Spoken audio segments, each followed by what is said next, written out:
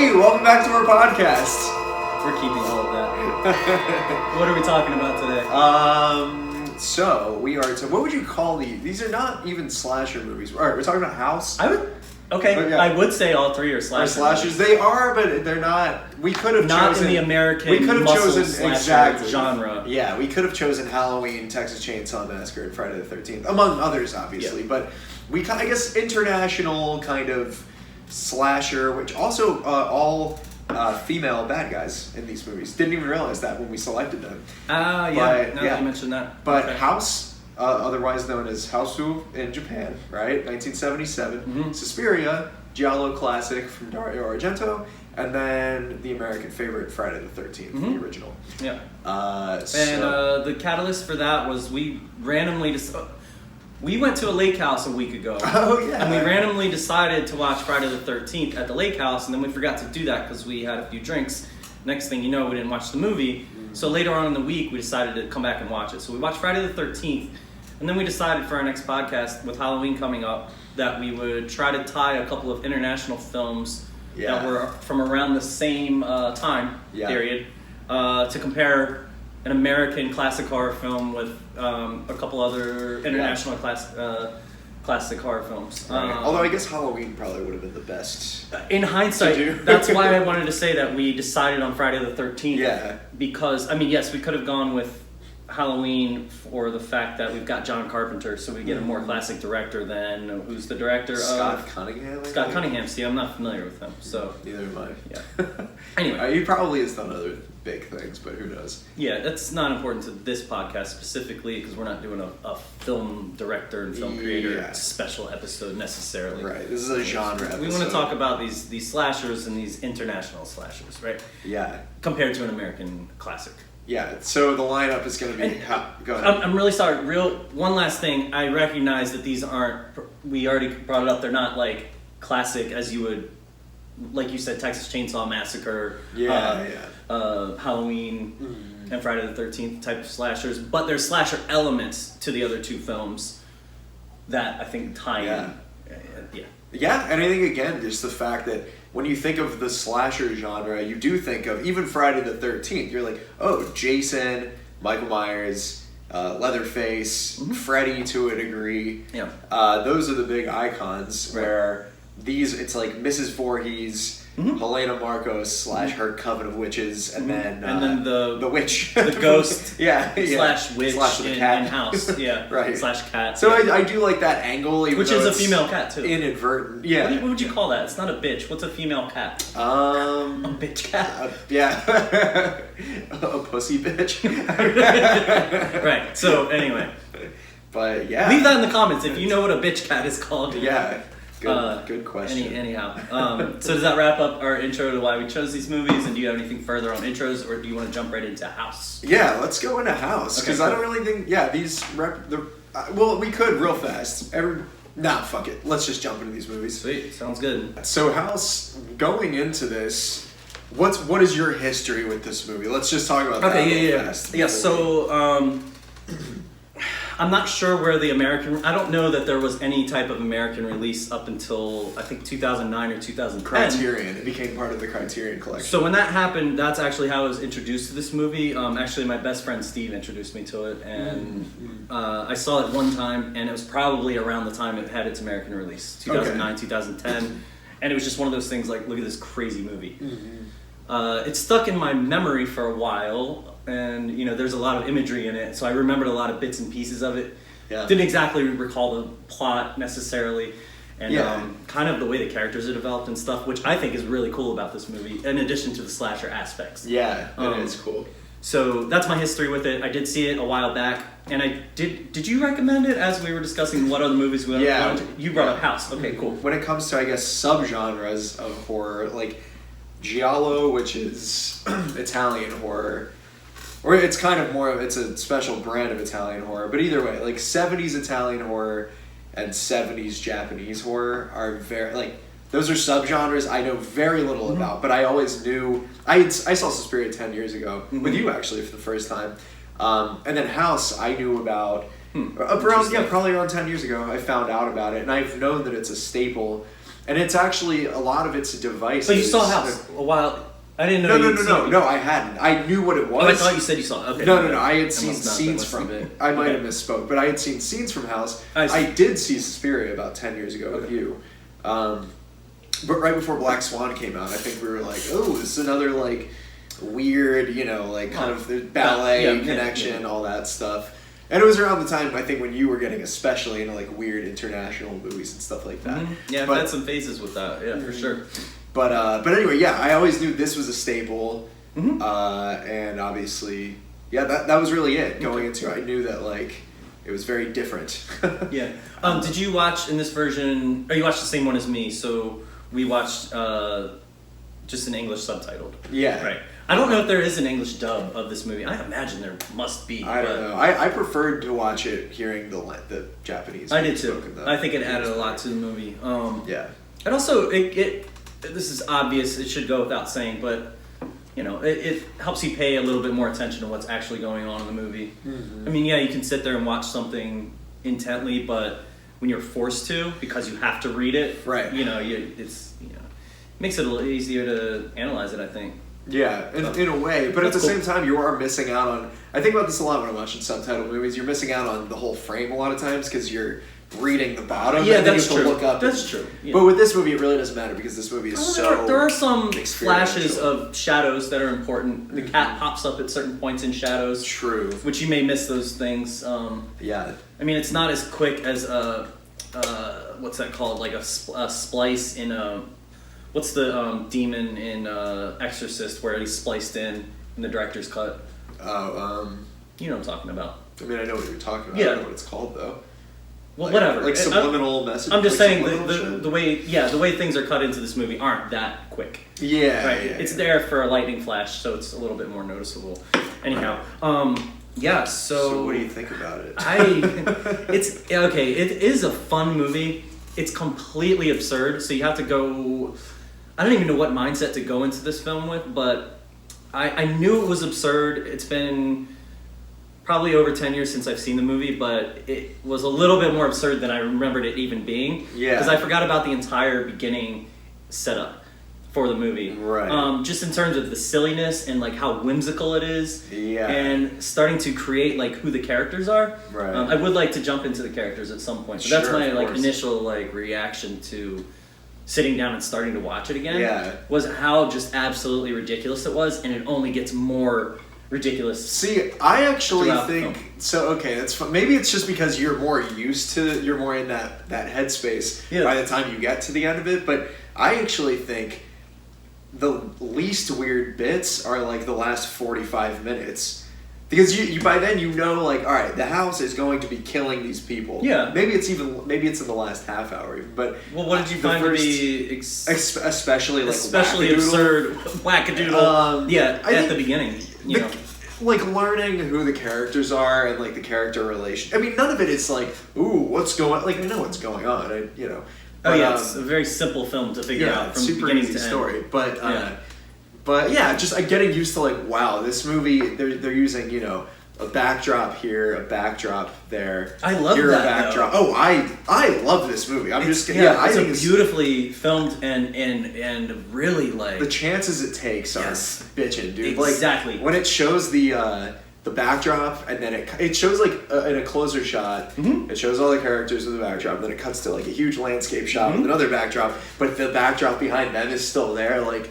That was the moment I think I realized I loved the movie. Did you notice when they were boarding the train in the train station, right before they got on the train, there was another backdrop, and you thought that they were... Yes. You thought there was almost like a meadow or something behind them. It reminded me and a couple dudes standing in front of it, and then they keep walking around to... It's actually...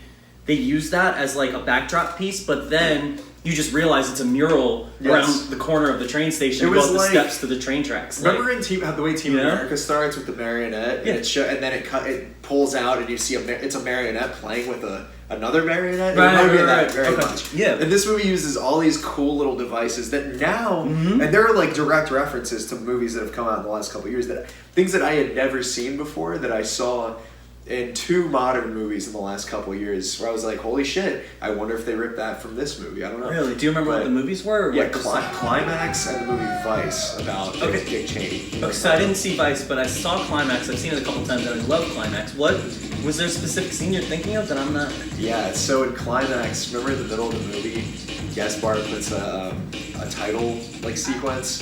He puts the whole cast, I believe the whole cast, and everybody, all the bands that are featured.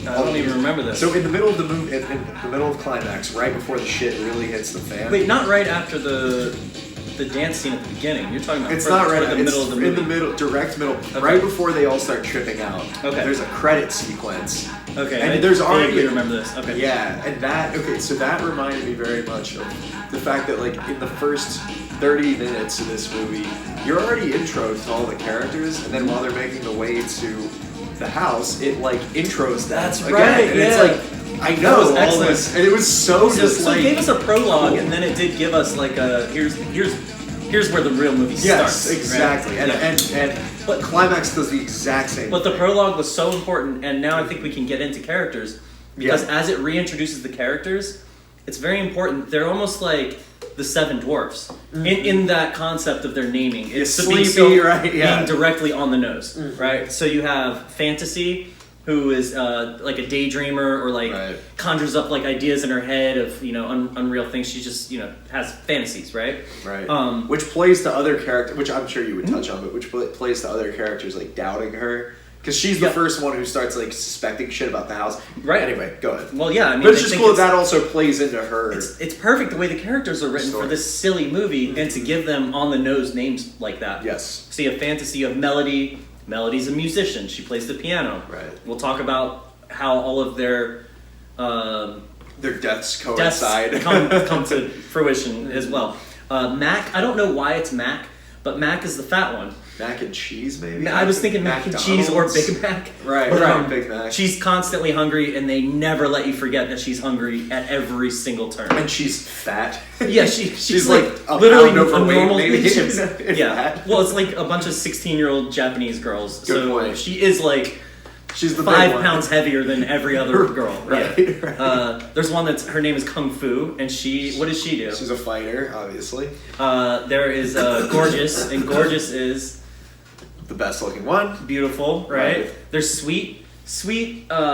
She's very nice, and she's also she compliments them constantly. She's super nice to everybody. She's always complimenting. Yeah. When they get to the auntie's house, she's the one that cleans everything. Oh yeah. So she's constantly cleaning. Like she dies wearing her cleaning apron. See, that's why I want to rewatch this because there are little things that I know I would pick up. And then you have Prof, like Prof, and she's the smart one. She wears glasses. She's the only one that wears glasses. She's analytical. Even towards the end where they're trying to figure out how to get out of there. Yeah. Doc the dwarf. Yeah, or like Egon or something, but in your 7 dwarves thing. Should we forget one? Doc the dwarf. No, I think that's it. Fantasy, Melody, Mac, Kung Fu, Gorgeous, Sweet, and Prof. Yep. That is 7. I never put that together that they're like... I was busy looking at all of the Alice in Wonderland nods. Or not Alice in Wonderland. Wizard of Oz nods.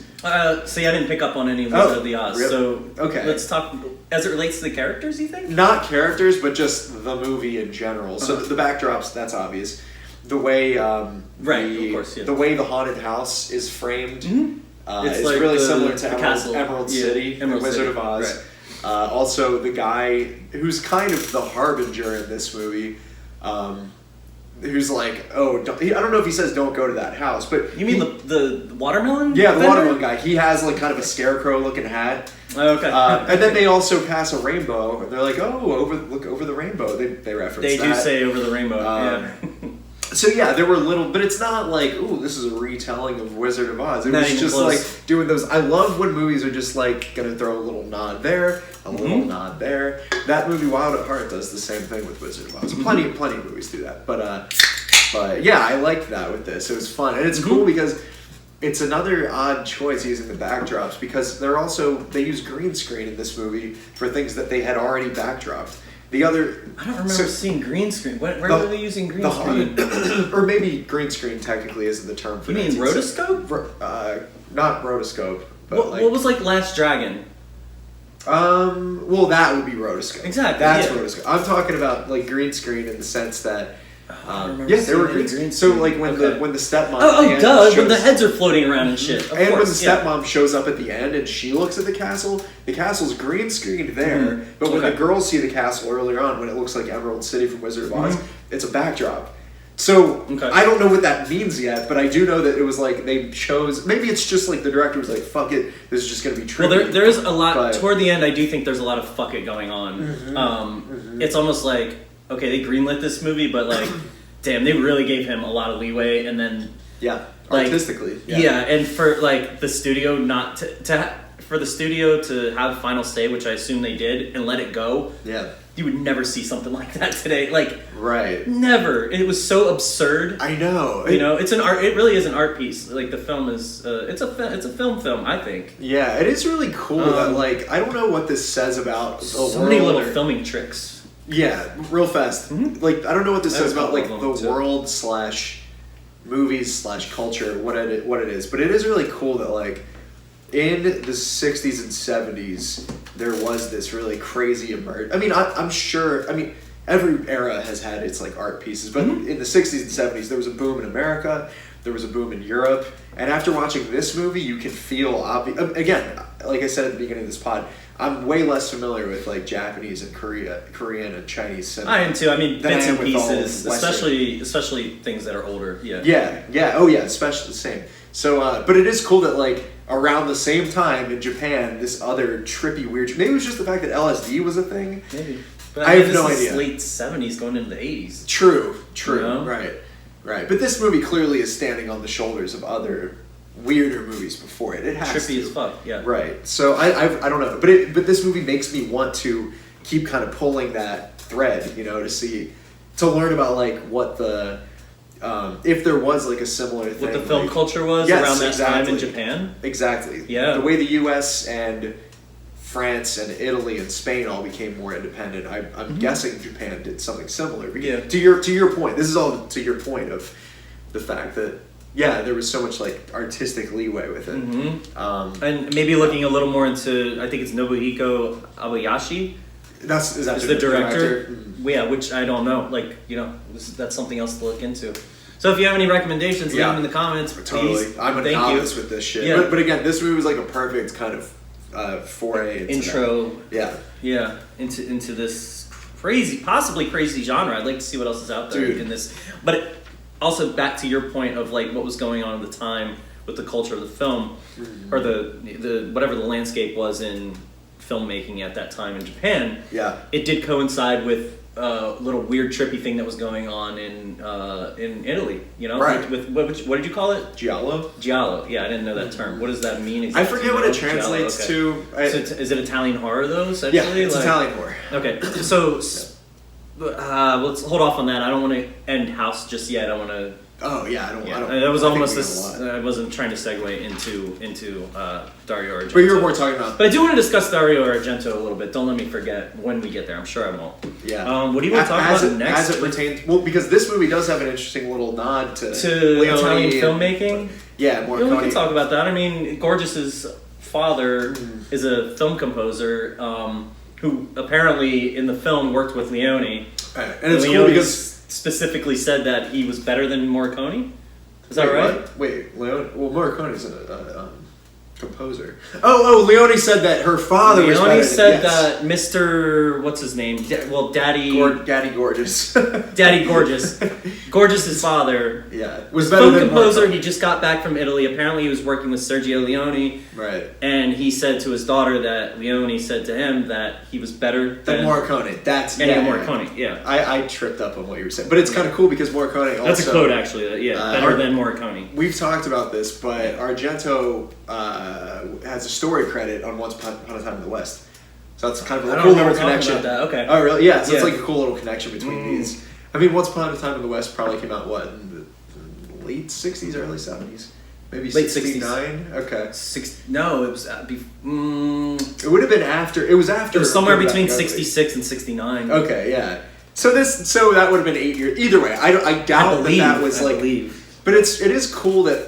I'm jumping ahead a little, and I want to come back just to House, but it is cool that these movies they are about like old women feeding on the youth of young women, and like this movie had to. Purely, they all have that. The same director connection. of this had to have been, you know, he had to have been inspired by what was going on in Italy.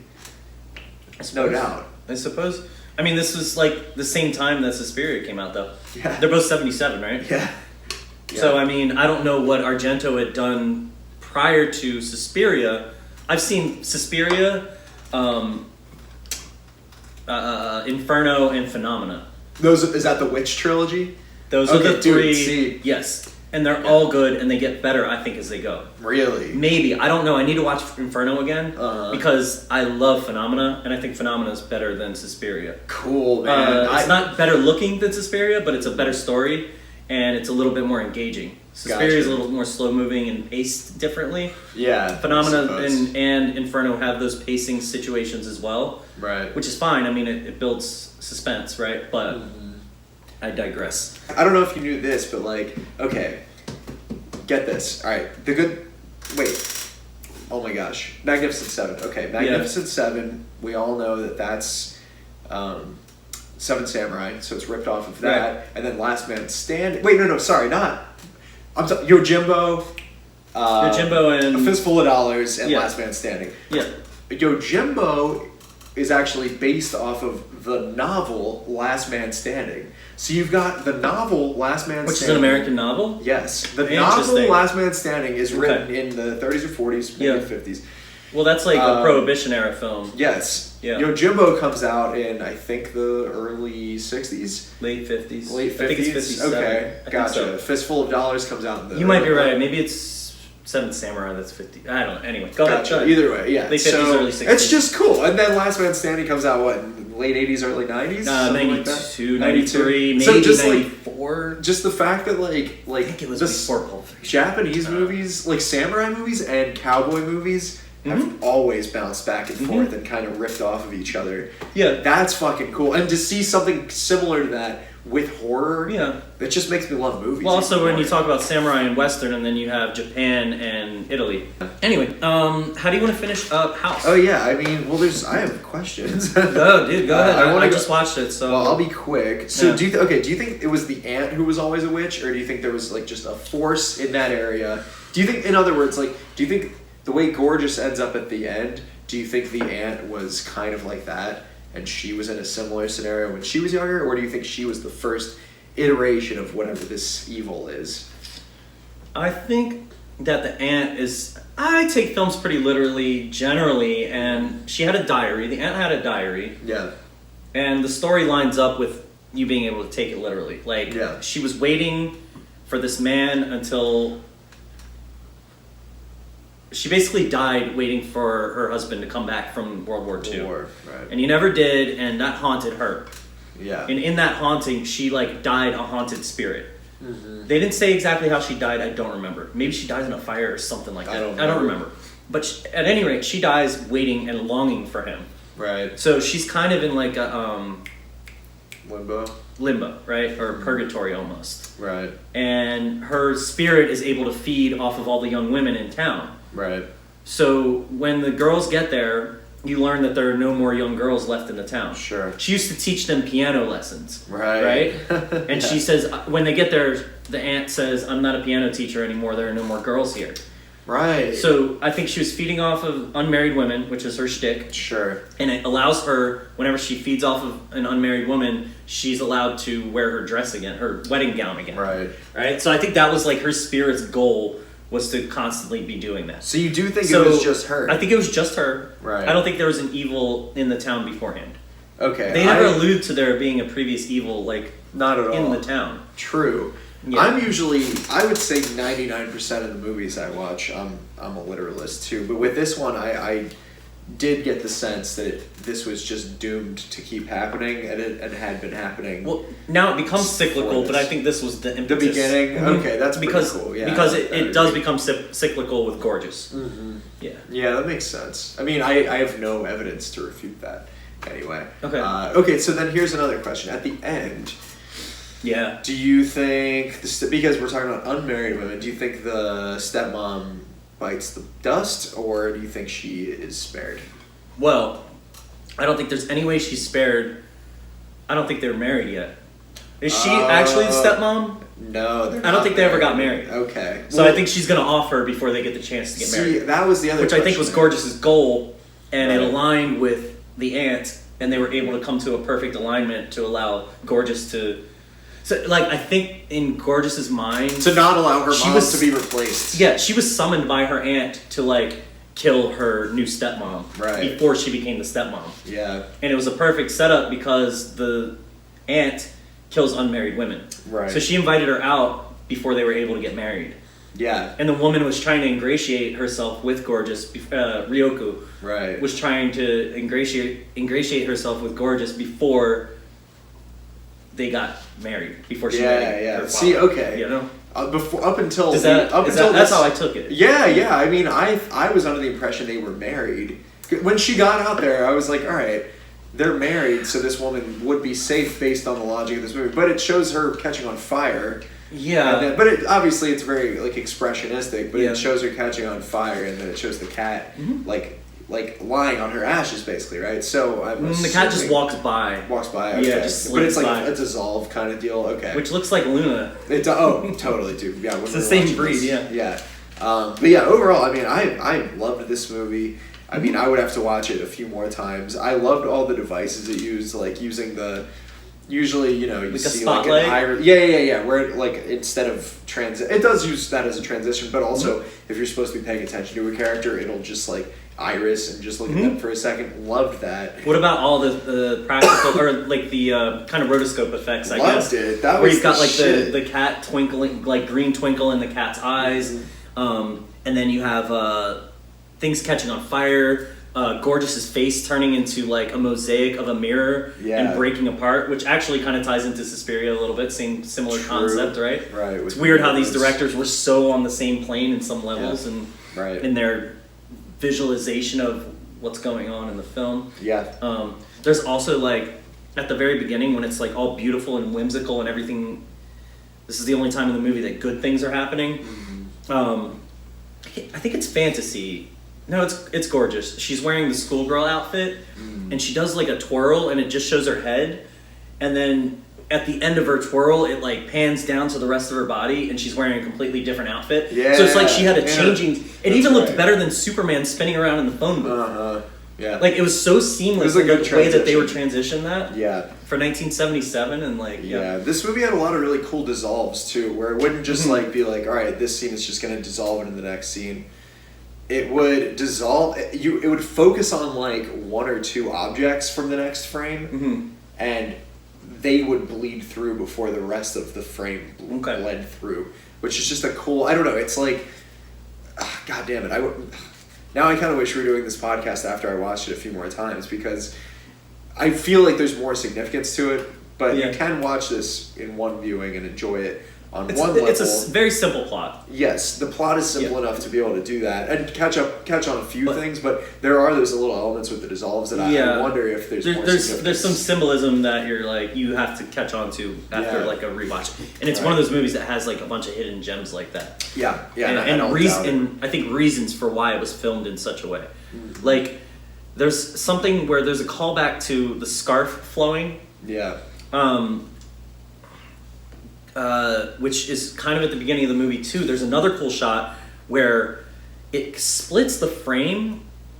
It like splits the it splits the frame and freezes Gorgeous right after she throws the scarf that I think the stepmom gave her. Yeah, she. And the scarf is moving and like floating away. Yep. And then that's brought back in the scene where she's putting on the makeup in front of the mirror. In the mirror, you can see the scarf floating again, I think. Right. So there's like a lot of like significance to the symbolism, and it's kind of obvious that it's tied back into like her feelings about Ryoku and the way that she's gonna kill her, essentially. Yeah. So she she doesn't want her. Well, go ahead. No, but I mean, like I don't know. There's a lot of stuff like that.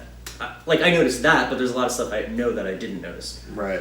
Okay, I got a weird one. What? Are we done with like that kind of shit right now? I think so. Yeah. All right. So I do want to talk about the kills before we wrap it up. Oh yeah. Okay. Cool. But I also want to bring up one thing that didn't make much sense, and that's the journey of Mr. Togo. That was my other big question. That goes nowhere, right? It makes no. Oh, it goes somewhere. But first of all, it makes no sense. He's like, does it? Maybe I just missed like, this. He's like in the city Yeah. before they get out to the country. He's driving out there to meet them. Mm-hmm. Why? I don't know. Why is he meeting up with them? Like as a chaperone or something? But Fantasy has a crush on him, right? Not Gorgeous. Fantasy. Fantasy has a crush on him. They have like stripper names too, if you think about it that way. Yeah. And to her, he is like the ultimate man's man for, she's for a 12-year-old girl or whatever. They're 16, but yeah, still. Right. So it there are a lot of hard cuts in this movie where you're like, ugh, like right. It's beautiful, but in some ways it's like a scene will it's be a little like, messy too. Right. It is messy. Yeah. Like there's a scene where like the girl's just hanging out in the house, or not hanging out. They're like kind of scared and shit's going down and people are dying, but this like face leans in with like a bowl full of noodles, and then like you were saying, it like intercuts. How did you describe that? Where like you had like the object cut into the one scene, and then it would keep that object, and so basically it turned into the guy eating the noodles at like a noodle house. Right. Where Mr. Togo has been making his journey. He's stuck in town. He's stuck in traffic. So wait, he's stopping to get noodles. What happens with Mr. Togo? I don't even. This is what happens. Yeah. Okay. What's his fate? Yeah. Tell me. Oh. So his fate is he meets the watermelon vendor, who is like the intro to the little tiny town that the ant lives in, and they get into an argument. He goes, "I don't like watermelons. I like bananas." And then he gets into his car and he's like, "Bananas, bananas, bananas, bananas, bananas." And then you're like, what the fuck was that? Yeah. And then a little bit later when Ryoko shows up, his car, there's a pile of bananas where he was sitting. And that's it. It doesn't explain that at all. It's that's completely why absurd. It's See, I must absurd. have just missed that detail. Dude, there's a pile of like at least 150 bananas in the passenger seat of the car where he like jumped back into.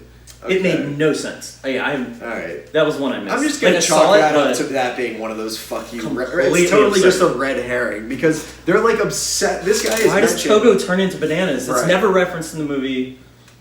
Couldn't tell you. It makes no sense. And on that note, let's talk about the kills. Is that okay? Do you want to go that way? Yeah. Okay, because it's very important because every time somebody's killed, they're either turned into something or killed by an object that fits their personality trait. Right. The most obvious. So let's start with bananas. That made no sense. Sure, made no sense. Do you want to go in order of the kills? Yeah, Gorge. Okay. Well, no, I just want to go in order of my memory. Go ahead. If that's fine with you. So I just want to list them off so I remember it, and then let's. So Mac dies. She becomes food, right? So her head. Okay, so there's a watermelon that's lowered into a well to keep it cool because the refrigerator doesn't work. We don't have to go into why. Whatever. So somebody, I think. Fantasy. I think it's Kung Fu. No, it's Fantasy, and then Kung Fu. Because they don't believe her because she pulls up the watermelon out of the well. Right. It's in the well to stay cool. Head. And it's actually Mac's head, the fat one, who is obsessed with food. So basically, like she's turned into the watermelon. Right. But it's just a decapitated head floating around. It bites. Fantasy on the butt and then like starts spewing out blood, and this is the first scene where the movie gets like gory and gruesome and weird. Right, but it's never scary, but that doesn't matter. No, it's silly as fuck. Right. So Mac becomes a watermelon / other food. Melody is eaten by a piano. Melody's fingers get chewed off first by the piano keys. And then it goes full on absurdity, and the piano's eating her like the Little Shop of Horrors playing. Right. Eating a human, So she gets eaten by the piano. All the limbs are chopped off. There's blood everywhere. Right, and then later just her fingers are playing piano. That's right. Gorgeous dies looking in a mirror, right? As she's putting on... Well, no, she actually gets turned into the ghost. Right. She gets consumed. Either way. So I guess she does die. Right. But she becomes that, like, entity of the ant, sort of. Yeah. Right. So that happens. Fantasy, we don't see her death, which is kind of fitting. She, like... passes out in Gorgeous's arms. Right before the end of the movie. Right. So that happens. I think she dies from shock because her fantasy was too real. Right. That was the way I interpreted it. Kung Fu basically just gets her ass kicked, which really pissed me off. No. Dude, it's even funnier than that. What? A lampshade falls on her head. Right. And you think she's getting electrocuted because it's showing her, like, getting electrocuted. Yeah. But the lampshade, like, swallows the top half of her body. And then her legs come off. And then her legs come off.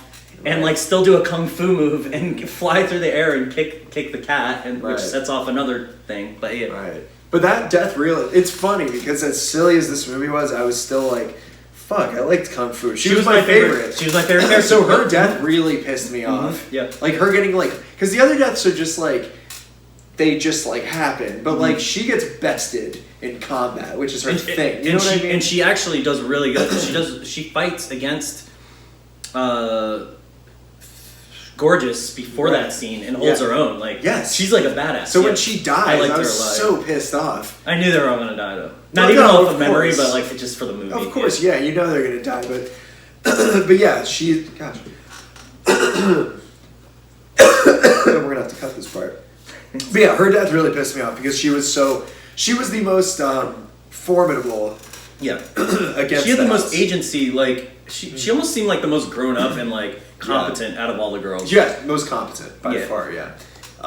So yeah, her death. And second was Prof because she was pretty smart. Right. It was contrived, but she was like smart and she was figuring things out. She figured out to like read the diary, and stuff like that. So do you remember how she I don't remember Prof's death either. Of course, her glasses fall off. Okay. They're sitting in like a pool of blood because some shit goes down. Right. It's almost like the house starts bleeding like a Amityville horror type of situation. Yeah. Or like the way the yard floods in Poltergeist or something like that. They're in one of those scenarios where they're like trying to not fall into the blood and die. Her glasses fall in. She gets pulled in by like an object because the house has a bunch of objects that kill people. Right. And she gets pulled in and I think drowns. Yeah. Okay. So so her glasses fall off. Right. So she went kind of in after her glasses and something reached out and grabbed her. Right. And she got pulled into the blood and drowned in the lake of blood inside the house. Yeah. Right. Yeah. And then we didn't talk about Sweet. Yeah, Sweet gets smothered by a pile of mattresses. Oh yeah, that's right. And then she turns into a doll. Isn't she the one who's inside the clock? Who like the gears? Oh, I don't know what the significance of that was. Neither do I. And it started having like green blood come down. This is where the movie I think went off the rails a little bit. Yeah. Or not. The whole there thing are some things. Sorry, go ahead, and then you make a point, then I have a point to make. But no, just the whole thing. Like toward the end, you're like with the bananas and the clock bleeding green. You kind of lose some of the what's going on here. Like, right. That's So to piggyback off of that, I feel like I'm a fairly patient and good and perceptive movie watcher, but there are some details that I'm just like, all right, fuck this. Like, I'm not going to try to figure this out because I don't think the director meant for us to figure it out. You know? Did we leave out any deaths? I don't think so. I mean, we touched Fantasy, on Melody Mac, Kung Fu, Gorgeous, Sweet, and Prof. We got them all. Yeah, and then the stepmom and Mr. Togo. Ryoko, Mr. Togo turns into bananas. Yeah. Oh shit. Okay. So on that point of like it not making any sense, I do think leading up to the last scene of the movie, I was like, all right, this movie makes no goddamn sense. Yeah. And then they did a really good job, I think, of putting a bow on it by having Ryoko come out, because they did allude to the fact that she was going to come out and visit earlier on. And I knew that was going to come. Mm-hmm. But and so you have that like whole setup, and then Ryoko, and this wraps up the whole movie at the very end. She gets to the house, and Fantasy like opens the door. Gorgeous opens the door, and Ryoko says to her, "Where are all your friends? Still sleeping?" Right. Question. And basically Gorgeous is like, "They'll wake up soon. Don't worry. They'll wake up when they're hungry." Right. And, leading you to believe that, that she needs them. They're part of the house. They're part of Hausu. Mm-hmm. And she's going to use them to feed on the next crop of women. Right. But ultimately to kill the would-be stepmom. Yeah. So it does wrap up the movie, and it makes sense. At the agree. end, it's like, thank you for ending this movie without being completely absurd. Right. Granted, it would have been fun to figure out what the hell was going on if they didn't end it that way. I like that they ended. But I loved the ending. Yeah, I loved the ending. The ending was the strongest part by far. Yeah. In terms of just like feeling. Wrapping up the plot. Yeah, exactly. Yeah. All right, I think that's it for House. Yeah. For me, I mean, as far as a film goes, not a 10 out of 10, but as far as like me going into this movie expecting what I expected and getting what I wanted out of it, 10 out of 10. I loved it. If you submit to it, it works, I think. Yeah.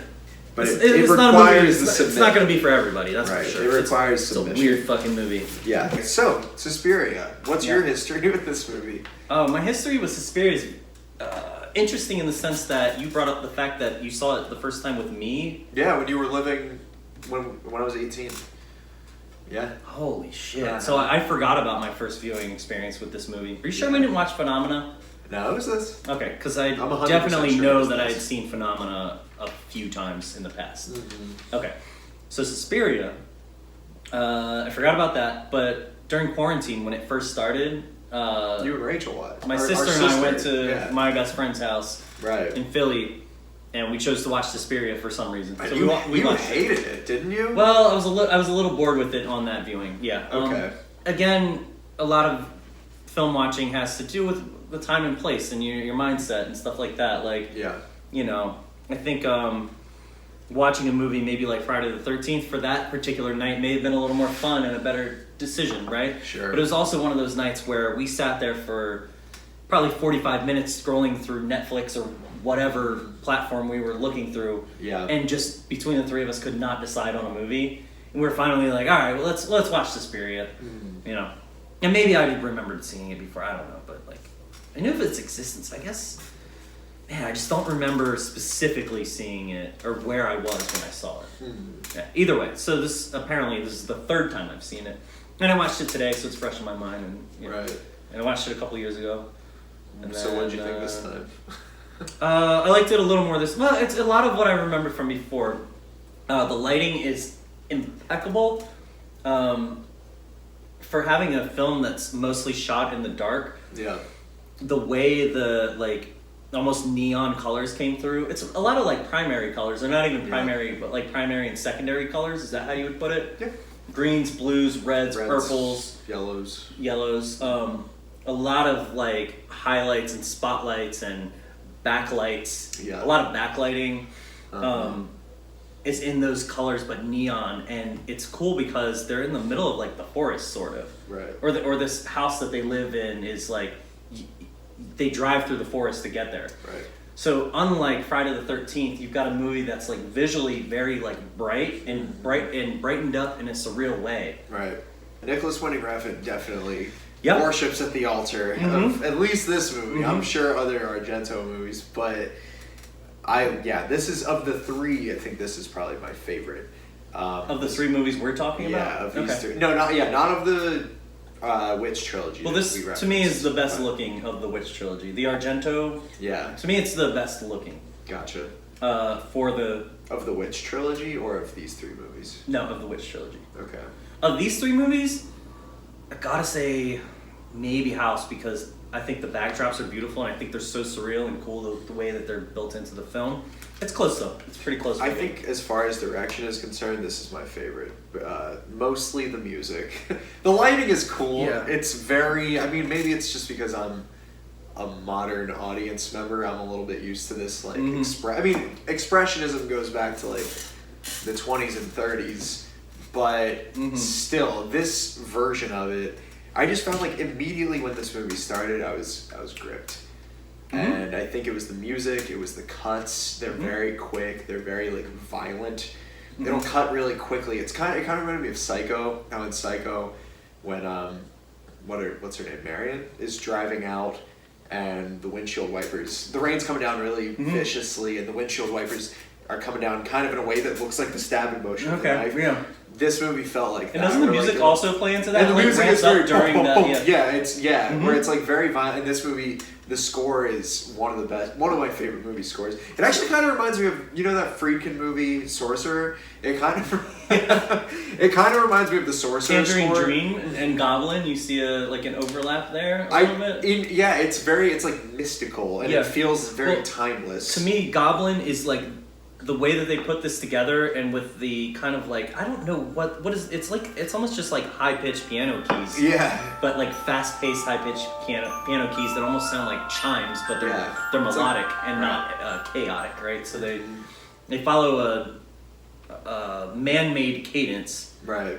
not just a windswept like chime. Yeah, but they do have there's that something like mechanical to it. But they have that like chime quality that makes it feel natural. Yes, does that make sense? It does. Also, this is Goblin is like an Italo disco band. Really? Kind of like Giorgio Moroder in that same like. Now they are a little bit more creepy in that they're called Goblin, right? So I don't know what else they've done. I know I've heard music of theirs that isn't attached to this film, but to me this is let's put it this way too. The beginning of or not the beginning. After in Exorcist, the shot where Chris McNeil is walking away from the film set, and it goes into that high-pitched piano score. Yeah, that's the quintessential like horror film score that I want to hear. That like this is in the 70s, both this and The Exorcist, but it's almost like an 80s sounding like synth piano, high pitched. You all know what I'm talking about when I talk about and this is and this fits in that, but it's almost its own. I don't know if it's its own category, but I like Halloween how does that too. I like how it does. John it's Carpenter. Similar. It's very similar. But this movie, it has more of a momentum than those have for some reason. I think it's all of the surreal elements of what you're seeing on screen mixed with the score that make this movie what it is. And also the score immensely helps with the pacing because there's a lot of points of nothing going on. Total downness. But with nothing going on, it's building a mood and building a setting, and then the music is happening. So even though like there's no dialogue, and it could just like be panning across a room for what feels like longer than it is because it's paced oddly. Right. The music is going off the rails at that point to just grab you and create a suspense. The movie latched me on like I give a fuck about not like the main characters so much as like I care about what's going on in the story. I was engaged immediately. Just like a good viewing experience. Yes, and I like Susie Ban. I like the character. It's the actress. I think is Jessica Harper. Okay. She's been in very little. She kind of looks like she's in the Suspiria remake. Okay. Whoa. Really? Okay. Cool. Briefly. I still haven't you seen still that. haven't seen it. Don't do yourself a favor. Don't watch it. I have a friend that told me it was good, and he likes it a lot. But okay. I heard it's not as colorful, which is one thing I actually really enjoyed about this movie. That's what I heard. Let's save the other Suspiria for another podcast because I've got pros and I've got cons. We can always do that. Yeah, but anyway, it's engaging immediately, and the score and the editing and the lighting. You know House of the Devil? I do. Okay, the actress in House of the Devil, she has the same kind of look as Susie. You can immediately just root for her. I don't know what it is. I'm just saying, like, they look like similar to. All right, there are two like they kind of look like Margot Kidder a little bit. Yep. Or a little bit like the actress in Indiana Jones. What the hell's her name? You know it. I know it. I'm not thinking of it right now. I can't think. But Raiders, you're right. The Raiders. The female lead. She's she's got a similar quality. Where it's like when she was 19, she looked like she could have been 30. Kinda, yeah. Right. They look like older, but like still. But youthful. Yeah, it's weird. And they look intelligent. There's just like an intelligence. But I noticed a quality between all four of those actresses that like. But they also they like play on screen in that way too, like youthful, but like they look not naive. Right, they look like when they're looking for answers, it's not shocking, and like when they're competent, it's not shocking. Like I can't think of specific examples in the movie, but either way, like Susie has things that she has elements or like there's a quality to her that you can immediately just like. Root for, even if you're not she's not like emotionally engaging. I'm not like, ooh, I'm worried she's gonna die, but it's kind of similar to like a Robert De Niro or like a Tom Hanks, where like there's just something about them where you immediately like care about what happens to them in the movie, and I really like that. Yeah. So it's surprising she hasn't been in a lot of other things to me. Yeah, I don't know her from anything else, but also to her character, she's described as strong-willed, which she very much is. Also, there's a girl at the very beginning that they say is difficult, right? And you get the idea that she's going to be quote unquote difficult as well, right? But because of her being strong-willed, right? So, so you kind of start rooting for her because you know that she's got something going on more than she again, back to that character. Like she's not naive. She's like got like a grown up quality about her. Yeah. Like she's gonna figure this situation out. Now that being said, this movie is a movie that you could expect, especially in this genre, for her to be axed in the face at the end, or die in a fire, or you name it. Like, or axed in the face at the beginning. Possibly, sure, Friday sure. the 13th. She very much could have been, of course. Yeah. But you're right. You know, they didn't go that route, and that's fine. I think this movie worked. Yeah. Yeah, and it also works on a kill level. Like the kills in this are so there are only a couple gruesome. I Actually, know. only The a one at the very beginning is gruesome enough and to just hook you. The setting is so beautiful. She falls through the stained glass ceiling. Right. But dies she gets stabbed and then falls through the stained glass ceiling, and there's a wire wrapped around her neck, and it hangs her. She finally is hung as she falls to the ground, which it's like a 4-story building. Right. And her feet are a foot from the ground, and it pops her neck. So she's just hanging there like a foot. And then the other girl also dies, right? The one who was knocking on her door. She gets stained glass through the eye, doesn't she?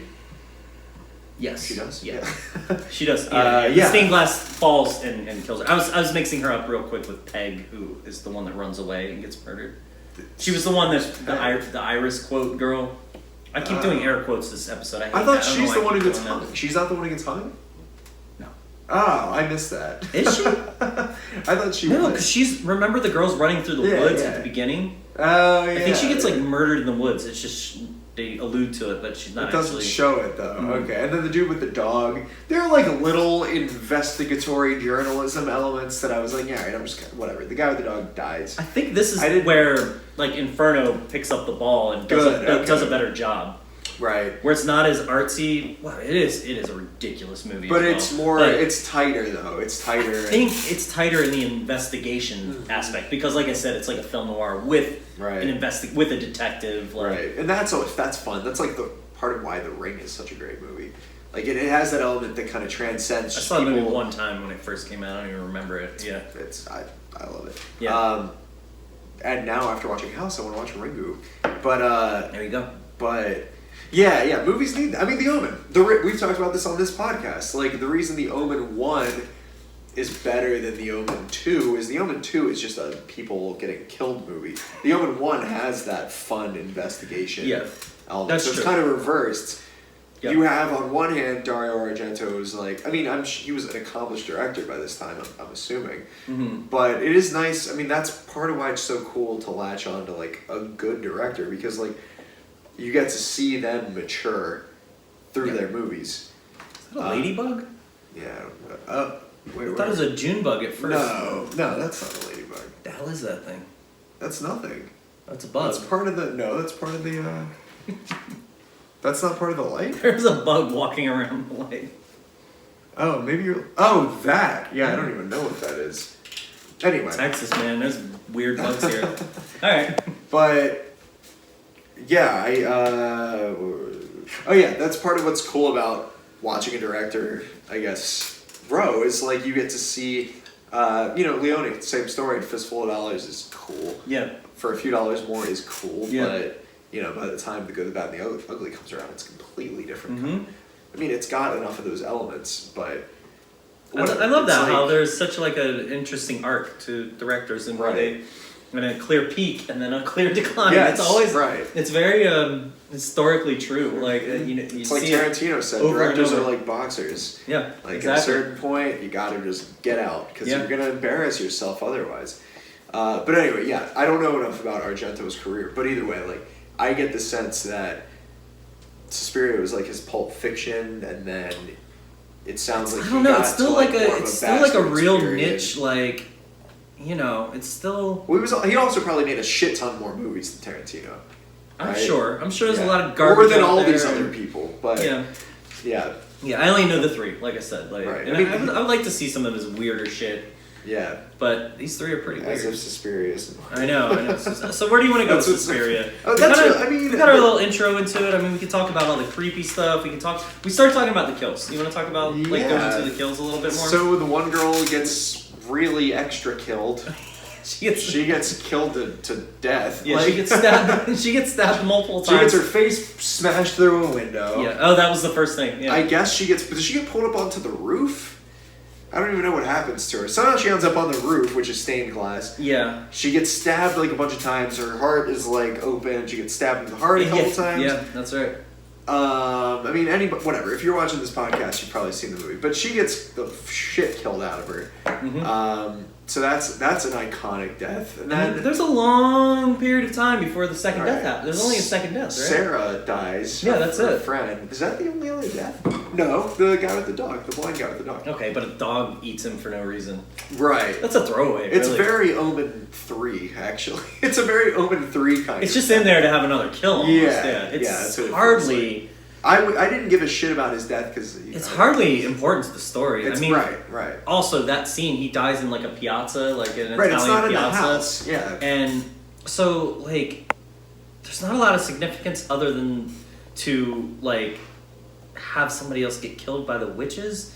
But even that doesn't make sense because the dog kills him, so they don't explain how the dog... Well, I'm guessing the witches possessed the dog, or influenced but that's the dog. not, like... In the Omen, it's very clear why the dog would not kill somebody, but, like, be a demon force to have somebody... A conduit to have somebody killed, right? Yeah. But it doesn't really make sense that the dog killed. Right. right. Like, the dogs in the cemetery scene in the Omen... We already know that the dogs are tied in somehow with Damien. This makes no sense. It bites the little, like, creepy kid, which I want to talk about the creepy characters. Oh, yeah, let's talk So the dog bites the little creepy kid, and then the piano guy gets kicked out because it's his dog, and then his own dog bites him and kills him for no reason. It's stupid. Like, it's fucking stupid. It doesn't make any sense. It doesn't make sense. Yeah, that's true. That is a laggy part of the movie. But it also is really drawn out because he's in the middle of this piazza for, like, what feels like 10 minutes. And you also don't give a shit about this guy. No. Like, there's nothing. That was kind of like where, when I watched it during quarantine, where I was like,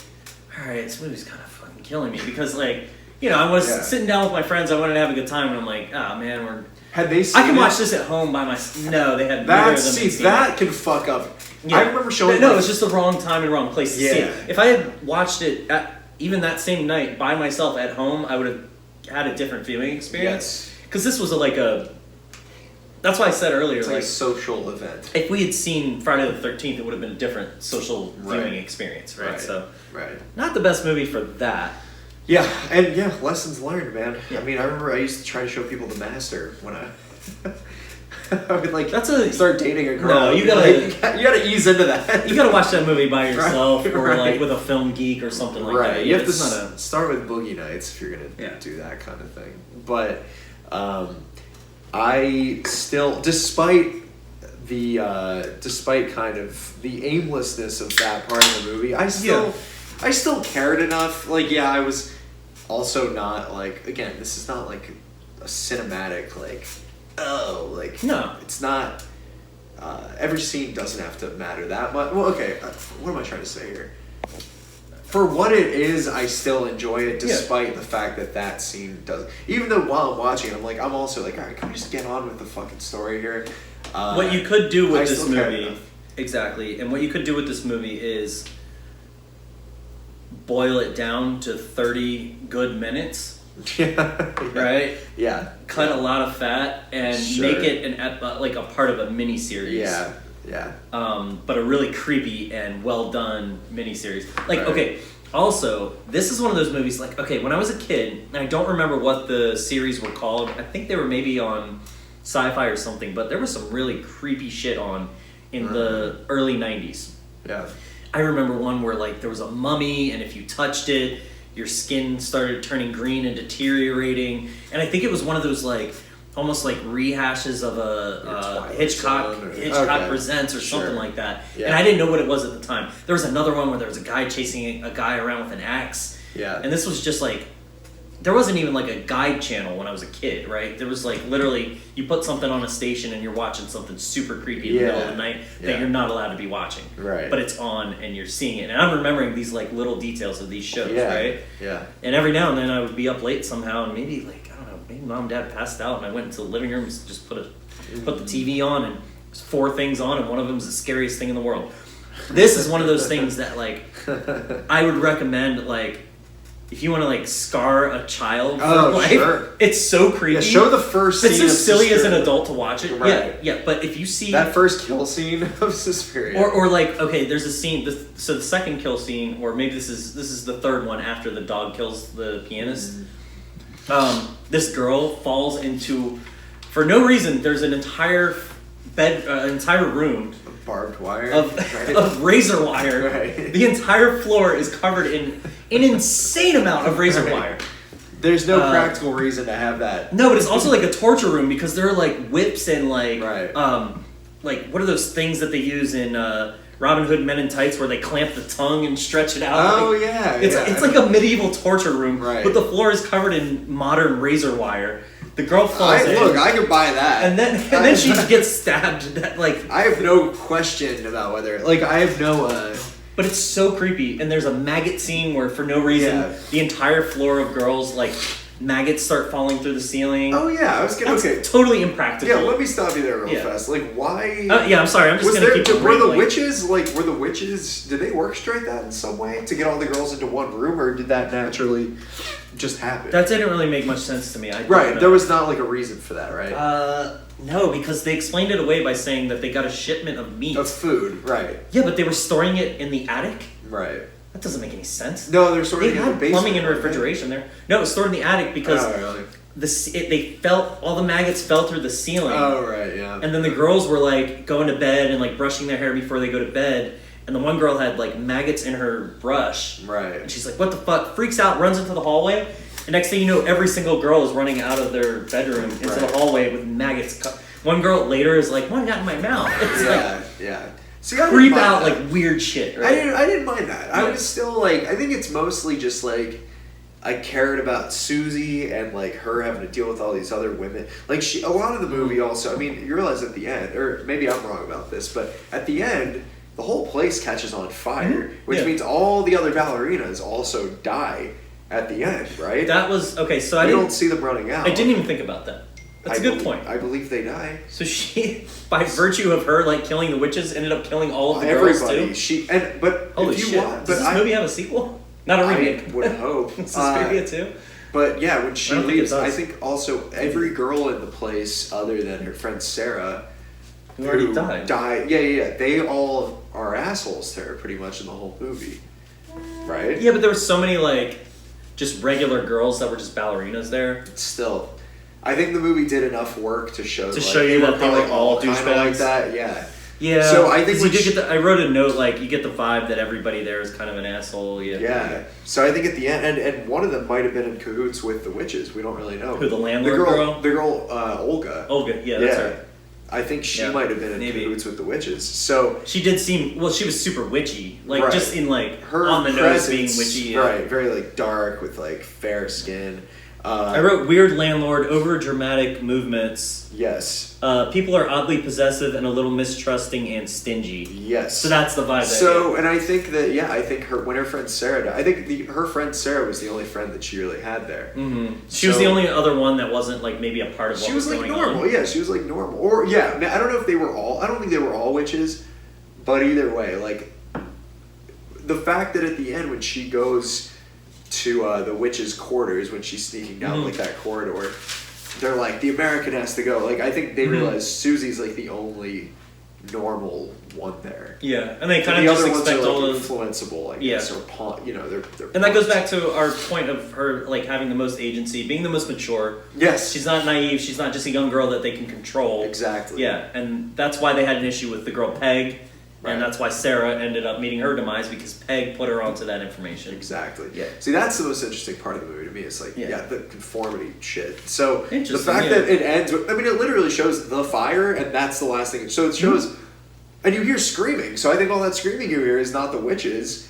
I think it's because I think they die when Helena Marcos gets stabbed. They do. I mean, there's like wind blowing. It doesn't show their heads getting blown up by the wind or anything. Right. But you almost thought it was going to go that route. That they were going to disintegrate or something like that. And Basil Exposition also says if you kill the head, you kill everybody else basically. Yeah, there were two Basil Expositions. Yeah, it literally. Did you recognize one of them? He looked like He looked like Terrence Stamp to me, but. Do you know who it was? Was it who was it? Because the face did look. Do you know the name All right, can I give you hints? Yeah. Okay, so he's very young in this, right. 1977. I'll give you a hint. We've discussed him in a podcast before. Okay. The actor? Mm-hmm, that's your first hint. What's the other hint? Your second hint is the podcast we discussed him in. I don't want to make it too obvious. He was a Nazi.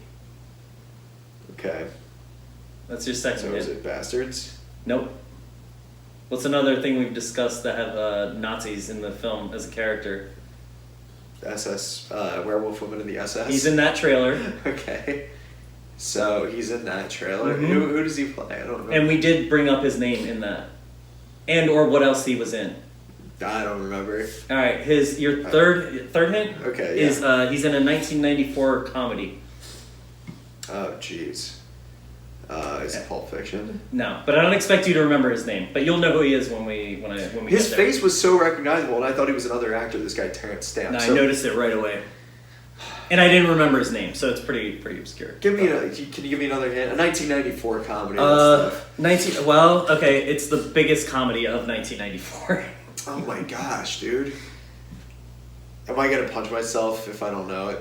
Maybe. All right, that was your fourth hint. Your fifth hint is Snowflake. Snowflake? What? Mm-hmm. That's kind of as far as I can go without really giving it away, I think. Snowflake. Yeah. So you have Werewolf... Ace Ventura. Ace Ventura. So you know who it is? It's not the landlord. No, not Chickadance. Chickadance? No. Ventura. Picture his It's face. the dude. It's Now, you know who it the is? rich guy Yes. at the I forget his name in that, but Right. it's Udo Kier. No matter what's going on in my life, I can always watch them swim and be totally at peace. Udo Kier. Was he in Scarface? What is he in? No, Chickadance is in Scarface. Oh, Udo And Kier. Breaking He Bad. was in Werewolf Woman in the SS. Exactly. He's in Right. that trailer, yeah. Right. So that's Chickadance him, in yeah. Scarface. He's in a bunch of other movies too. I Yeah, looked it his up. face is Tons really of other movies, but- recognizable, really familiar. So the That's rich, who it was. the rich Okay. guy that he's like, what the fuck is his deal in Ace Ventura? Anyways, It's just he's like he's the first of holding the a two benefit. Basil expositions. Right, and then the older. He's the Basil. psychiatrist that's friends with Sarah. Right. Yeah, that's all. Right. Yeah. Sorry, I didn't mean to draw that out. No, I thought it love was that funny. because that was. He's the only he- actor out of any of these Who had three it. movies other than Kevin Bacon that Right. actually is a known who's been for in being like in other bigger things, but type nobody shit. knows his name. Udo Kier. Udo I mean, that's Kier. stuff. Yeah. Right. Yeah, Flake. That's fine. Snowflake. Yeah. What, was Ace Ventura the comedy? 1994 comedy. Am I gotcha. right? It's 94, right? It's 94. I don't. Anyhow, can we talk about other side characters real quick? Sure. All right, fucking what's his not Olav? What's his name? The little boy. Pavlos. Pavlos. Yeah. Pavlos. It's so fucked up. The woman introduces Susie to Pavlos, Yeah. and she's like, "Isn't he ugly?" And then Right. she doesn't even know how to respond, and she's like, "Don't worry, he's Romanian and he doesn't speak any English at all. He doesn't know what we're saying right now." And she's just I like, totally forgot about that. and then she's so patronizing and disgusting to him. She's like, "But you're so handsome now." She's like, "Pavlos had gingivitis and had all of his teeth pulled last year, and now he's got false teeth, but his teeth are all fucked up." Right. Still. Very classic Dario Argento, gross teeth villain looking character, by the way. Yes. So, okay. Say no more. Say no more. you've Say no seen more. it. Say no more. Yeah, Say no so, more. yeah, gross teeth. I'll watch it. I like just that. scary looking. Yeah. Also, the little kid, Albert, is very scary looking, and so are the all the help. I guess. Yeah, my point is, all the help is all really creepy looking. Right. But they don't show any of the help dying. I would expect for there to be creepy help around. In Yeah. a modern film, you would see their death or Right. something. Right. So when I was thinking about people dying in the fire, I kind of forgot about all of the girls that lived in there. Yeah. I don't know, it wasn't the focal point of what was going on. Right. I guess that's why I forgot about it. But all the help, I was like, I wish I could have seen them get Their theirs. deaths. Right. But apparently they just die in the fire for no. It's kind of. I don't know. This is not my favorite movie. I like it. It's fine, but I don't know. I think again, what it was for me was I was just hooked from the beginning. It was really the beginning hooked me, and the end left me like, oh fuck, that's great. Yeah. Just the fact I mean, Sorcerer Sorcerer has this same quality where it's like, the moment it ends is like, holy shit. Like, it leaves you at an emotional peak. See, I felt that way about House. I felt the same way with House too. Yeah, More, but I think that's more noticeably. But I like this. This movie ends in violence, where House ends in like kind of a more subdued way, which is cool. Different, separate but equal. It is kind of cool how credits roll. Yeah, as the fire is still going. Also, I love that. It ties back into Peg. Peg was escaping the house, but ends up getting murdered because she didn't get as far as learning how to kill the head witch. Right, and Susie figures out how to kill the head witch, and she has a look of relief on her face as it's raining, and she's walking out too, which is just. And she's running out of the house in the same scenario as the other girl, but succeeded instead of failing. Exactly. So you do have in a movie like this where you wouldn't necessarily expect it, and I like it. I've said it many times before. I'm okay with a movie where the good guy doesn't win. Sure. This was a great ending too. I'm not mad that the good guy didn't win. Yeah. And I don't even feel like... That the good guy did win. I'm not mad that the good lady, the good girl... She did win, right? Did win. Okay, Yeah, I thought you said did. Okay, yeah. And I forget which one we talked about before. I think it was... I don't know, where... Death Proof. Death Proof. Where it could have gone either way for me. Right. This one I'm actually happy it didn't go the way of just everybody dying. Yeah. And for my own reasons and the way those films are set up, I guess. But yeah, that's all. Yeah. Those are my thoughts on that. Yeah, I don't really have much to say about beyond all that. I mean, it's a movie you really... The story, again, super simple, as all of these stories are. It's mostly just like the experience of watching it, you know? So, really no need to psychoanalyze it. Yeah. Also, I mean, we're watching these movies for... just to kind of catch up on our film knowledge and get some good references, more context for all this other shit. Exactly. And, I actually looked it up after watching House, and mostly after watching House because I knew Suspiria well enough. Like, if there were any like articles on the connection between these, and I found nothing, and I was really surprised because I thought there was again a lot with mostly I guess just like the old feeding on the youth. Yeah. And witches feeding on, like innocent. It's hard to find that stuff when you kind of come up with your own way of connecting movies. True. Which is why I like doing this podcast. We put together 3 things that aren't... We do try to look for things that aren't necessarily connected but are connected. Like, you wouldn't conventionally think of them as connected. Like, we could have done that Dario Argento trilogy, but we decided to do it this way. And I think...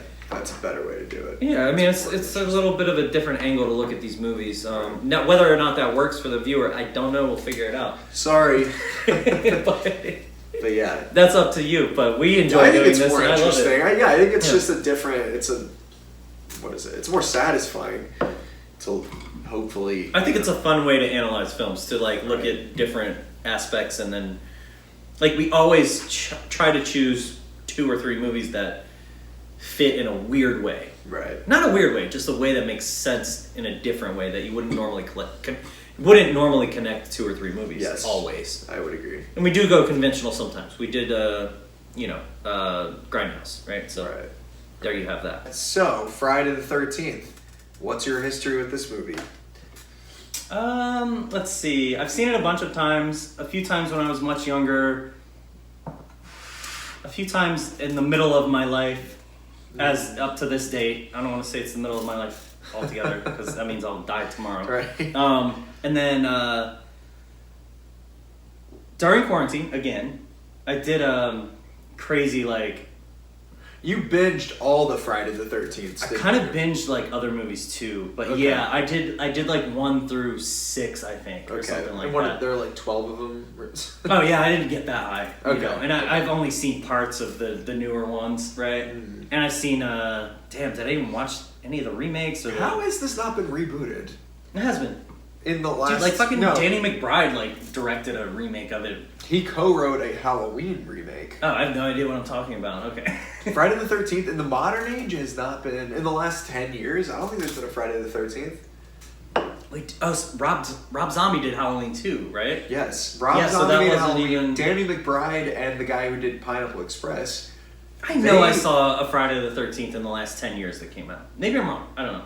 At any rate, they'll remake it. It'll be shit. It'll be shocked. Dude, the Nightmare on Elm Street remake sucked. Yeah. In comparison, I mean, they tried to do basically the same thing. Same with Texas Chainsaw Massacre.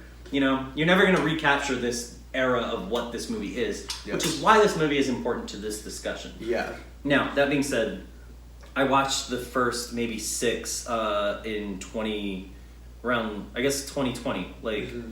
When COVID broke. Yeah, probably in that like shutdown between spring and summer of 2020. And I gotta say, I enjoyed like 2 through maybe 4 in the way that they like focused specifically on the kills. Yeah. And said fuck it to the story, but added little elements to the story. Right. But really, like, it was like you're waiting for it, you know it's coming, and then they do this kill, right? Yeah. So that's prevalent in this movie as it sets off the entire series, which is really cool. But I don't think this movie is as fun as the second, the second one, the third 2 one, through 4, maybe the fourth one. So here's a question for you. 5, I forget which one had Corey Feldman. That may have been 4 or 5. Is the lore of Halloween, or excuse me, of Friday the 13th more consistent than Halloween lore? Because Halloween lore is all fucked and the canon is weird. The Danny McBride thing you're referring to is technically a sequel to the original Halloween that negates all the other Halloween movies. I will say and that I think there's been other weird like break off points. The first like up to 6, you have a consistent story going on. Okay. Yes. Where it's so literally... there's no like we're gonna put a remake in the middle of it. Sure. Right. Right. You have a consistent story that happens from beginning to end. I mean, they start jumping off and getting a little bit ridiculous as you get into 5 and 6, from what I remember, and that's only off of one watch, and it was sure. Now here's a year and another a half question. ago, but here's another question. Yeah, go ahead. I'm gonna acknowledge this first. I know you could look at any of these movies in a vacuum, and you wouldn't have to have seen previous movies. Sure. Oh yeah. But for sure. Do they try to build? Is there an attempt by the studios or whatever, whoever's telling the story, to have cohesion between, like, you had to have seen movie 4 in order to appreciate movie 5? No, the first part of what you said is more true. Which part of? In that you can watch them as a one-off. Right.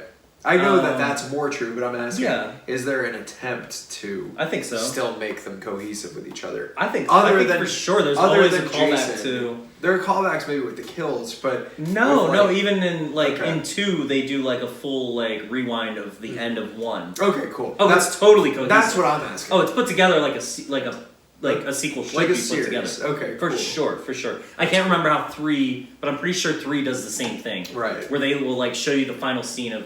I mean, Scream was doing this, right? Yeah. So this is a very like intro to modern American horror. And that's why Scream was so successful, because it took elements of all the movies, but it really, I think, took elements of Friday the 13th in the way that the cohesion was put together. Yeah. And I could be wrong about that. Again, we're not horror nerds, and you know, crucify us in the comments if you feel like it. I don't give a shit, and I'm sure that'll happen. But this is to our understanding and what we've seen in these movies.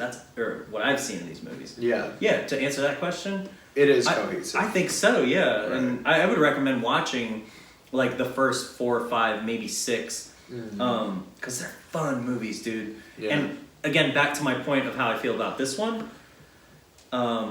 Like, if I could have chosen when we watched it last week as like a sibling group, I would have chosen 2 or 3 because I think they're more fun movies.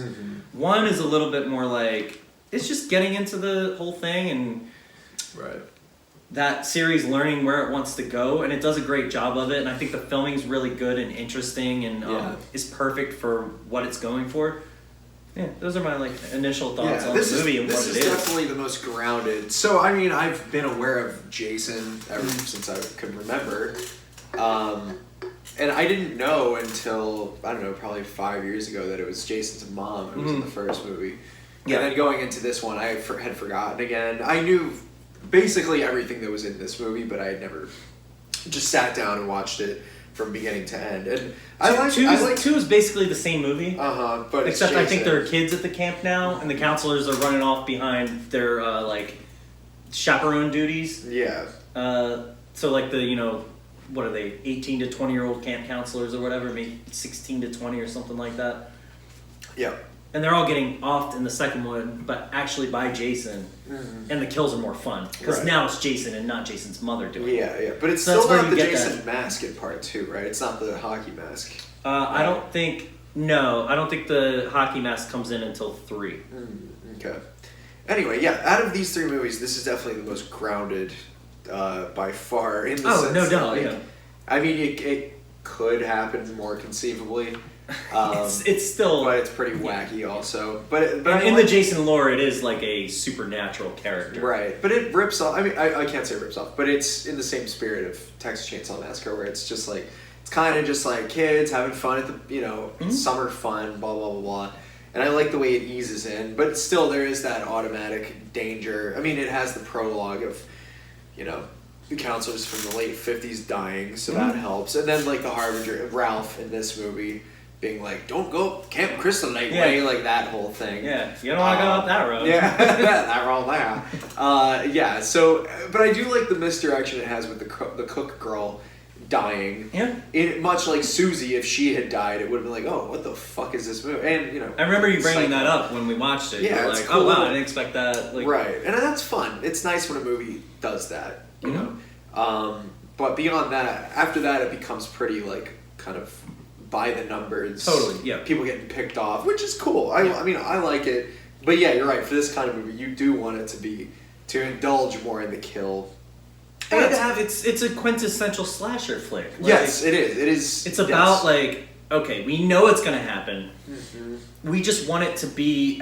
We want it to happen in the most entertaining way, and it does pay off in a lot of levels in a lot of ways on that level. Yeah, but it's unique in one sense, or compared to like the other big ones. Like this movie, like Halloween 1 and Texas Chainsaw Massacre and. I don't know. I'm still gonna tie Nightmare on Elm Street, even though it's a little bit different. Those movies have character. Like Leatherface is like an iconic character. Yeah. Where you literally look at even looking at that movie for the first time, even though you don't know what Leatherface is gonna become by, the second or third movie, it's still like he's got like a unique look to him where you're like, holy shit, that guy is scary. Same thing with Michael Myers. Same thing with Freddy, where this movie, it's just like a faceless entity that's killing these teens. In the first one. That's what I'm talking about, yeah. And kind of the second one, too. Which is cool. Like, but that, Jason. That part of it makes it unique. And I know this has been done in other slashers, but, like, the fact that this movie starts out without Jason, and it's just a cool way to do it. I don't know. It's also like, not knowing that it's going to be Jason's mother. Right. And having that faceless entity slashing people, it creates that... Be an old lady, too. Yeah. This is one of those movies that, like, if you didn't know anything about the lore, it would be a great slasher on its own for that reason. Yeah. Is what you're saying? Yes. Yeah. And again, it's difficult to look at this. It's not only was it made, 40 years ago almost, it's like, over 40, 41 years ago. Yeah. There's that part to it, but there's also the fact that it's a genre movie. So it's like trying to figure out like what the genre was at that time. It's so difficult to put a context to it to be like, oh, I bet this was really unique when it came out. Because it feels obviously now super not unique, but I feel like even for its time it wasn't super unique because you did have well, it was okay. Halloween. So on the back of Halloween and Texas Chainsaw Massacre, and that the success of those slashers in the box office, but they're also like, and we're not like horror film nerds, and I would like to be. I'm trying to get there, right? But sure. Got to do what I got to do. But there are so many like kind of nameless movies that fell into that genre that didn't hit the same way a Friday the 13th did, Right. So there was stuff between 1977 and 1980 that like was in the theater that just isn't to the layman or to the mainstream audience. Right. We don't know it, but I mean that was a thing that was going on at the time. Yeah. Right. I wish I had names of other movies, and I know I've seen a couple here and there. Somehow this, or at least trailers for them. Right. This is one of those that just caught on and became what it was. But it had to get that iconic because horror does rely on Candyman. Same thing. Horror relies on like having the villain be this reoccurring kind of icon. But it's cool that this movie was able to take, or I think it's cool that it was able to take something that was more faceless. Yeah, at the beginning, it took 2 movies to get to Jason, and it's like, I don't know, it's a unique. It took 3 movies to get to the hockey mask, that's which right, is the right. iconic. I mean, that's the Halloween costume, and right. It took until the 3rd one. So this movie had caught on in such a way Right. that they were able to take it to even a bigger point. Like even Child's Play, right off the bat, you had that iconic face, right? Sure. And you know, the first 3 of those are actually in the same. I think 4, whatever it's called, goes a little more off the rails, but 1 through 3 are 3 cohesive movies for Child's Play. Yeah, where you have that iconic like Chucky doll, right? Right. Actually, the first one of those is excellent, but the second 2 hold up as a trilogy, and do really well with I that. appreciate that. Yeah. But yeah, again, this is the only one out of all of kind of the big, like, slasher horror movies where it didn't start out with like, ooh, it's Jason. It's like it developed into that, and I think that's if not cool, it's unique and worth pointing out.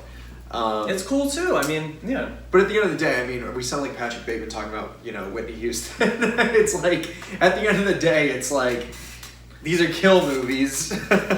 Yeah. I mean, it's fun talking about the uniqueness, but it is funny that it's just like, no, they're simple, it's they're just a bunch stupid, of kids but getting, but when you want to go see a movie and it's Halloween is coming up and Uh-huh. you want to sit down with your friends and watch a creepy fucking movie that's not too cerebral or cerebral at all. Right, then watch Halloween. Watch some No, I'm stupid kidding. watch stupid mindless Friday the 13th. Yeah. And watch them all and do a marathon, because I'm telling you, and I recommend this to anybody. I believe that. Watch 1 through 5 or 6, and you're gonna have fun with every single one of those movies. Yep. And they're always gonna one up the way that they do the kills.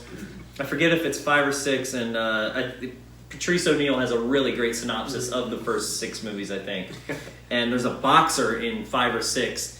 Gets his head punched off. Sorry, that he is your gets, punchline. no, that's exactly right. He gets into a fight with Jason and gets his head literally punched off of his body. Right. And it just one-ups itself to the point that it gets that ridiculous. Right. But I would say in terms of like creep factor and like old school classic horror done well, I think 1 through 3 are pretty excellent. That's a pretty excellent trilogy for anybody who just likes to have fun watching a movie. Right. You know, where you just want to kind of shut your brain off, watch something stupid. Yeah. But something that's done well enough that you're not going to be bored for a second. You're always going to be on the edge of your seat watching these movies, I think. But if we're talking about all the, it's like, okay, I feel like Jason.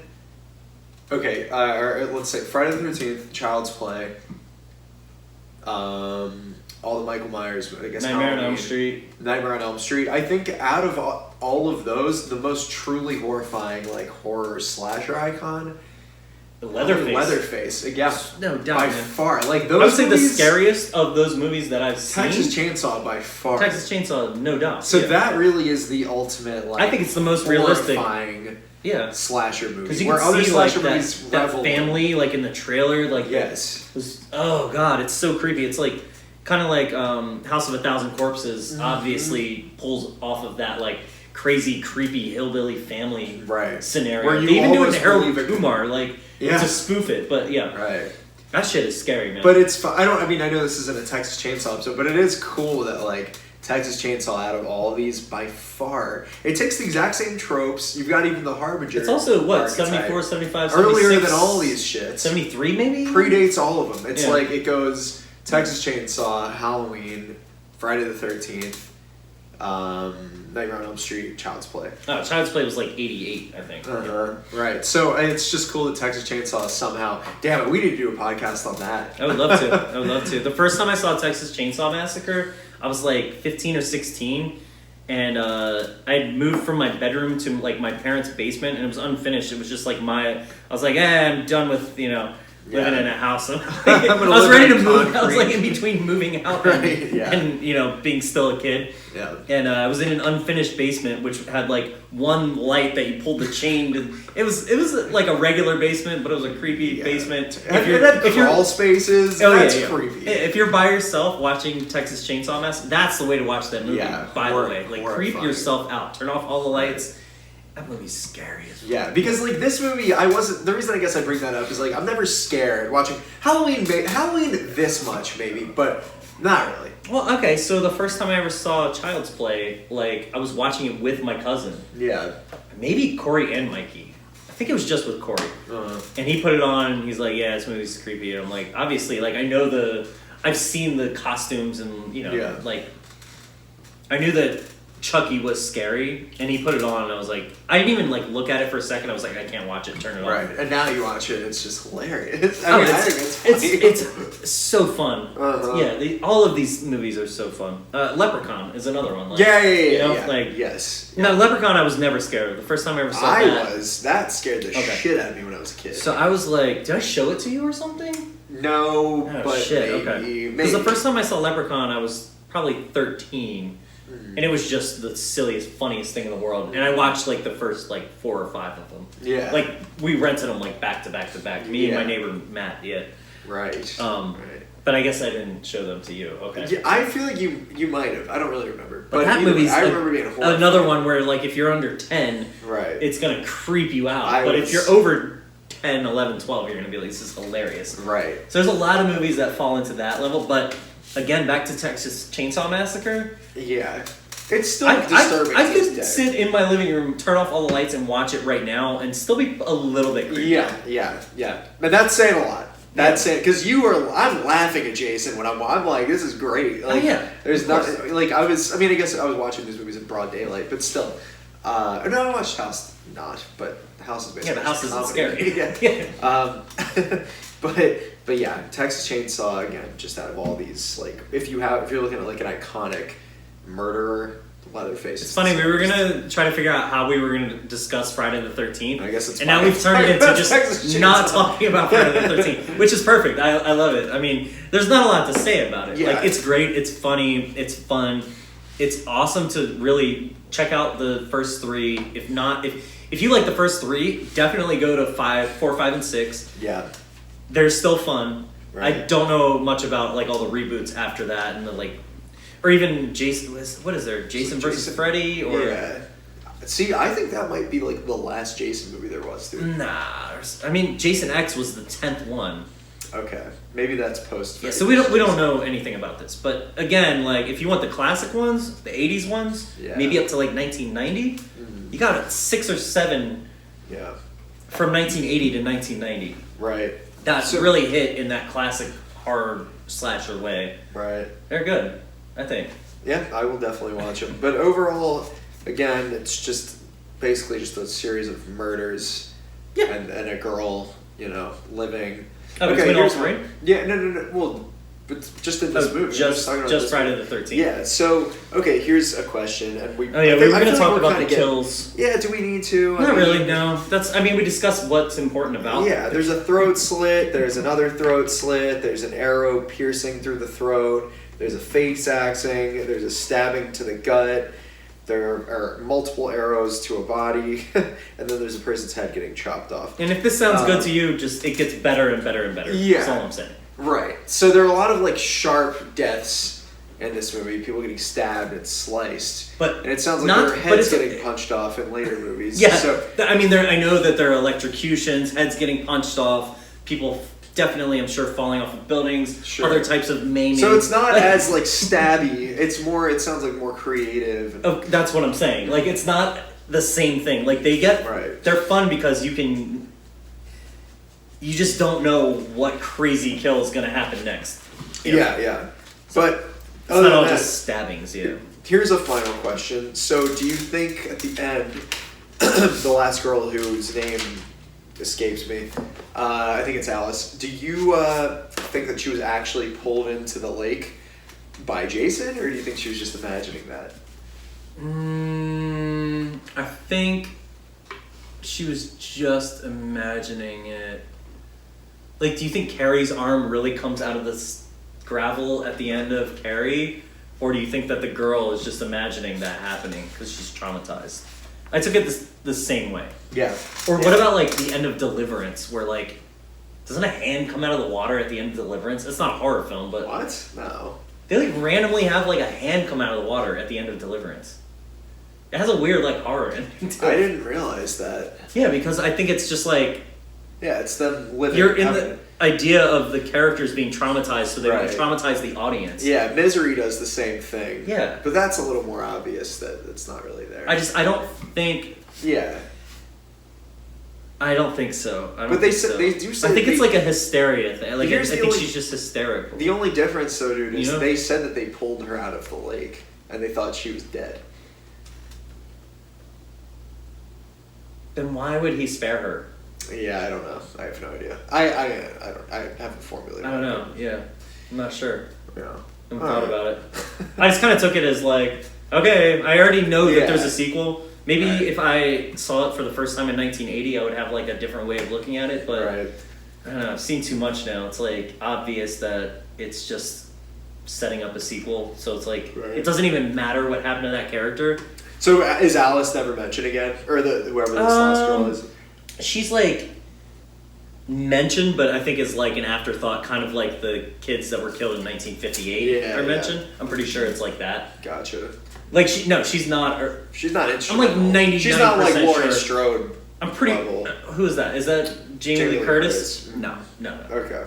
Gotcha. Nothing like that at all. It's new characters in pretty much every movie, I think. Right. Okay. Yeah. Which is another cool thing about that series is like Jason is always there. Right. But they never have. They kill everybody. Right. Or they leave somebody traumatized and they just end up like as like a cautionary tale, you know, but people still don't follow that tale, so they still get Jason still gets them, you know. Right. That's how that series is set up. Do you want to talk about favorites and least favorites and stuff? I have one more thing that is not that interesting, but I just want to bring it up. Okay, so it's such a classic thing in horror films that nobody ever has a phone that works. And all three of these movies, as classic, as old as they are, all do that trope.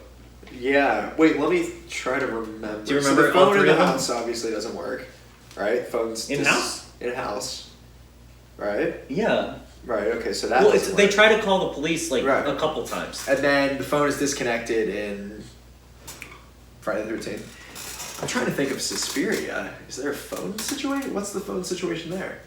Yeah, she does have a conversation with somebody, but toward the end, she's trying to have another conversation, and it gets cut off. Oh shit! And these are all landline phones that are all getting cut off. For sure. In all three movies, which is obvious for these types of movies, but it's funny because it's 1977 to 1980, and even then, where they're like we can only make this believable if we make sure they have no contact with the outside world. Nowadays, it's like, I don't have service. Probably all the way back to a Twilight Zone thing, you know? Yes. Like, I don't even know if maybe Cape Fear is based off of a Twilight Zone type of episode. It probably is, but... It feels Hitchcocky to me. Okay, or Hitchcock, yeah. Where, like, you have no connection with the outside world. You're stranded. And that whole feeling of being stranded plays into all these movies, too, which I thought was interesting. Like, It's funny how like you have to suspend disbelief in every single one of these kinds of movies ever. Yeah. They always have to cut out communication to the outside world every single time. But with Suspiria, I want to see one where like they have contact with the outside world and it still ends up being that would be an interesting concept. Yeah. If the police did come and if like the world, what that would look like if. Like, okay, so in The Babysitter. They call the cops, or the kid calls the cops, and the cops do show up, and then the cult actually kills the cops. Right. So there's one that does. All right, there's one that takes that trope and flips it. But it'd be cool. Like, what if we got like the military involved? Like, if it got to like that level. Oh, there is one that does that. What is it? The Guest. Okay. But that's like a small. Okay, sure. That's like a weird military side faction. Yeah, that's right. But that's it is like special mercenaries. Yeah. But I mean, it still does get to that level where they show up. So it's not like it hasn't been attempted. True. Yeah, I guess. All right. Right. And you do need a lot of these movies, they rely on their low budgets, so you obviously... But imagine if there was like a studio movie that did that. That'd be so cool. And figured out how to do it and make it right. Like, yes, like to make it like artsy and shit, which this will never happen until 2045. But, anyway, I don't really have much else to say. I mean, I guess ranking-wise, I would say Suspiria, House... Friday the 13th. What about you? I think it's too tough to rank them. Like, I guess if you put a gun to my head,